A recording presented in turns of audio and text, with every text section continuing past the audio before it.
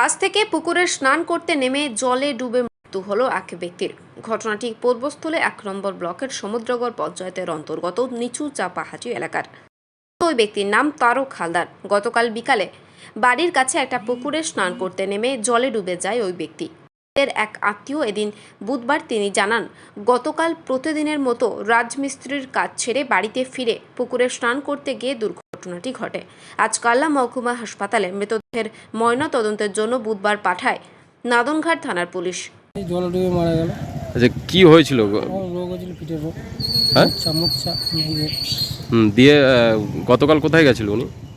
কাজে গেছিল, কাজ থেকে যে স্নান করতে গিয়ে ডুবে মারা গেল। আচ্ছা, বাড়ির কাছেই পুকুর? হ্যাঁ, বাড়ির কাছে। কি কাজ করতে গেছিল উনি? ঢালাইয়ের কাজ করে। আচ্ছা, দিয়ে বাড়ি ফিরে স্নান করতে গেছিল? হ্যাঁ, বাড়ি ফিরে স্নান করতে গেল। আচ্ছা, কীভাবে জানতে পারলেন আপনি? লোকে খবর দিয়েছে। খবর দেওয়ার পর গিয়ে? হ্যাঁ, খবর দেওয়ার পর গিয়ে আমরা জলে নেমে দেখি, তারপরে পাই। আচ্ছা, কে হয় আপনার? দাদা। কি নাম আপনার? আমার নাম কাশি আনোয়ার। প্রসেনজিৎ দেবনাথের রিপোর্ট, সুন্দর বাংলা নিউজ।